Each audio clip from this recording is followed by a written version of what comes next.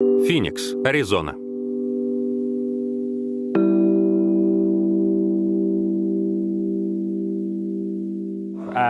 На сколько лет вы себя чувствуете? Ведь мы говорим о Counter-Strike спустя 20 лет после его релиза. Я старик, ведь я уже тогда был стариком по сравнению с теми, с кем я играл. Они как детишки, играющие в видеоигры, и даже на момент выхода игры я уже был одним из самых взрослых. Когда вы попросили меня об интервью, даже вот вчера вечером я пытался поизучать, повспоминать, какой была бета, какие были пушки и все остальное. Вдруг вы зададите технические вопросы. И воспоминания вернулись, когда я читал списки изменений в разных версиях. Я помню вот это, то мы ненавидели, помню, вышло это. Надо же, безумие какое-то. Почти 20 лет.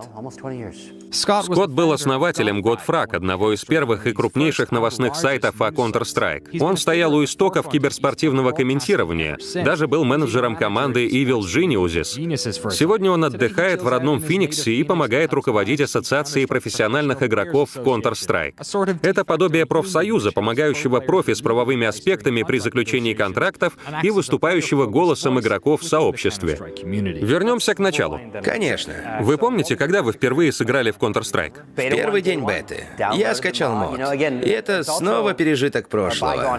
Ведь что такое мод? Спросите пацана, качал ли он моды. Сейчас даже не поймут, о чем речь. Это был один среди многих модов, сделанных для Half-Life, работавший на лучшем игровом движке. Half-Life вышла в 98-м. Около года спустя начали появляться моды. Контра вышла в июне 99-го. Я скачал ее, поиграл и понял, что она не похожа ни на одну игру. Rainbow Six тогда была пошаговым тактическим шутером, не такой, как сейчас. Подобного Counter-Strike тогда не было. Были шутеры о Второй мировой, Return to Castle Wolfenstein. Сразу после Контры вышел мод Day of Defeat. Я скачал Контру в первый день беты, 19 июня, и она меня захватила. «Потрясно», — сказал я себе.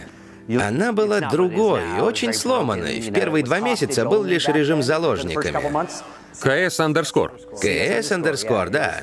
Там был лишь режим с заложниками. Если ты играл за контров, то спасал заложников, а если за терроров, то защищал. Помимо этого, игрок получал набор пушек. Он не лутал их, не было системы классов, была система денег.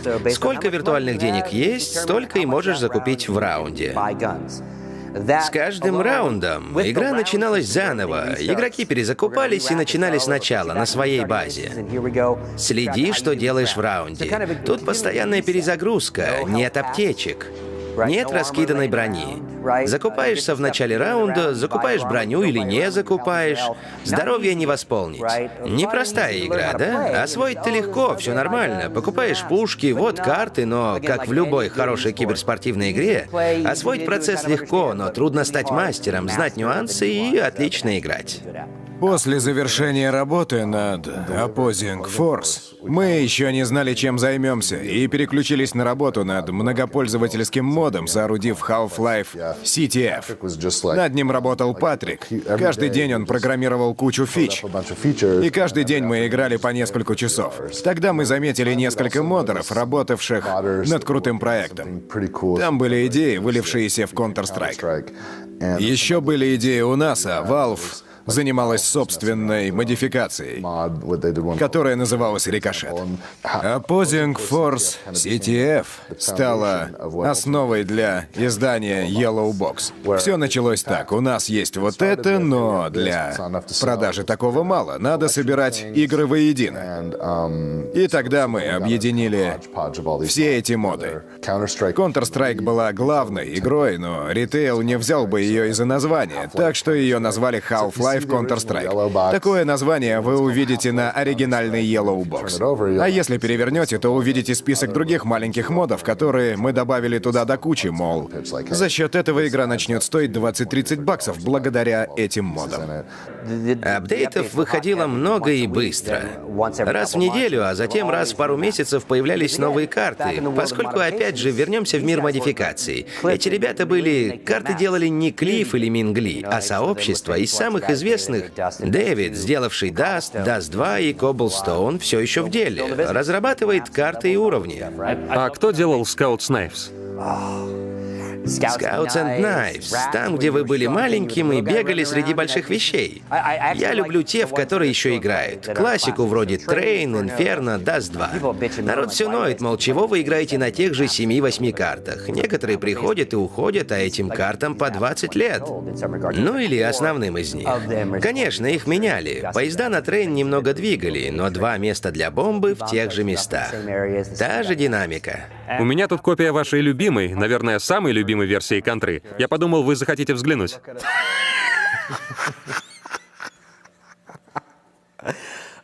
Кстати, Condition Zero, да, Condition Zero. Valve хотела, пыталась.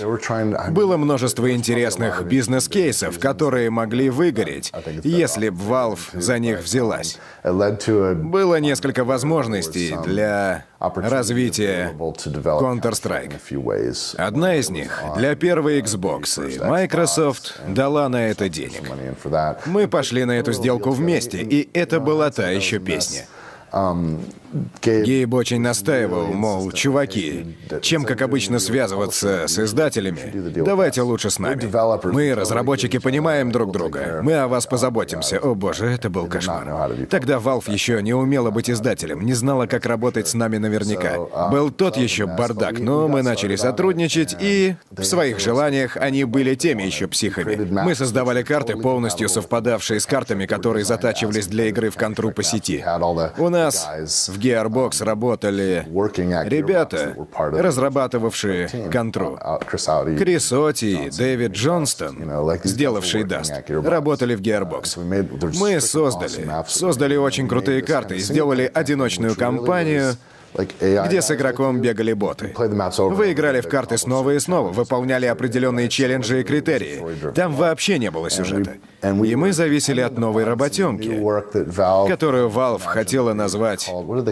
Как там ее назвали? GUI 2.0. Потом они решили сойти с пути и фичу не доделали. А мы-то от нее зависели, так что нам пришлось несладко. Потом на встрече со мной Valve выставила ультиматум. Нет, знаешь что? Сделайте это как Opposing Force, с одиночной игрой и упором на кампанию. Я такой, в контре-то? Вряд ли игроки такое захотят. А тогда я уже пошел на риски. Valve не особо давала денег. Нет, ну немного-то они дали, но несоразмерно расходам. Да это херня какая-то. В общем, я послал Гейба нахер. Gearbox потратила на свою версию Condition Zero 1000 часов. Он был мультиплеерным, но добавлял оффлайн-режим, вдохновленный Тони Хоуком, где игрок проходит уровни ради челленджей. Но Gearbox была уже второй студией, разрабатывавшей эту игру. В 2001-м ее забрали у Rock Entertainment. В итоге она нашла третий дом в Ritual Entertainment, и Valve заключила сделку на создание однопользовательской версии, неудачно презентованной Рэнди. Игру отправили на золото и на рецензии, но после плохих оценок Valve отложила релиз и выбросила наработки Ritual. Четвертый дом игра обрела в Turtle Rock Studios, которая выпустила игру, пожав плоды видения Gearbox и добавив 12 уровней, созданных Ritual под названием «Вырезанные сцены». Похоже, Valve больше нравилось выкупать разработчиков, нежели работать с ними удаленно. Тогда у Gearbox был контракт с Valve, но Рэнди захотел его разорвать. Мы пришли к соглашению. Честно говоря, Valve повела себя дерьмово, но мы расторгли контракт. Эта сделка была дерьмовой и по полной нас пользовала. Я ей недоволен. Мое отношение к Valve было испорчено надолго. Мы бы такого с разработчиками никогда не сделали. Это так бесит. Время исцелило? Спустя годы я поговорил об этом с Эриком Джонсоном.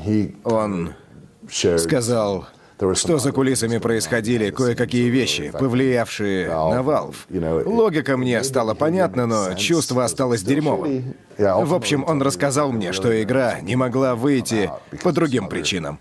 Они вели большую игру Sierra, пытались перекупить права. И тянули время. Да. За ваш счет? Да, за наш счет. Я ему ответил, чел, сказали б честно, я бы поиграл с вами. Мужик, мы должны быть заодно. Сообщество создавало все больше бесплатных модов, и Valve решила отдать их под крыло студии и сделать коммерческие версии. Коробочная версия с Counter-Strike не снискала успеха, и Valve стала работать над сиквелом Team Fortress Classic, наняв разработчиков Day of Defeat. Ее физические копии издала Activision в 2003-м. Но независимо от Valve, Counter-Strike 1.0 открывала новые перспективы. Профессиональные игры выходили и раньше, но обычно были дешевыми маркетинговыми трюками. Когда широкополосная передача данных стала доступна по всему миру, впервые прошли киберспортивные турниры. Сайты вроде GodFrag пытались показать эти трансляции по всему миру. Внезапно нашлась аудитория, а с аудиторией пришли и спонсоры. Counter-Strike был частью киберспорта, и козыри были в руках у фанатов. Я буду использовать слово «мы». Хотя имею в виду не королевское «мы», не себя как Скотта, а нас как сообщество. Мы создали игру. Нам дали один режим — спасение заложников, с несколькими картами и пушками. И с первого дня пошел серьезный фидбэк. Стало делаться больше карт, больше пушек, их меняли, корректировали под нас. Потом возобладала тяга к хардкору, и мы шагнули дальше. Стали думать, как соревноваться. Сделать 12 раундов? Надо ли? В Европе очки набирала только атакующая команда. Мы, как глобальное сообщество, играя в разных лигах, на разном уровне, пришли к выводу, какой должна быть большая часть правил к соревновательной Counter-Strike. И Valve прислушалась к нам, добавила их в Global Offensive для подбора матчей ребятишкам. В ней используются те же параметры. По сути, мы 18 лет играем в ту же игру. После первых пары лет разработки Counter-Strike удалось понять, как поправить игру и выработать правила для соревнований. С тех пор мы в такую и играем. История Counter-Strike на этом не заканчивается. Ей мы посвятим видео поменьше, но вкратце она такова. Valve выпустила Counter-Strike Source вместе с Half-Life 2 и разделила казуальных игроков. А вот среди профи ее ненавидели все. 1.6 была королем, но ее не пощадило ни время, ни, конечно же, деньги.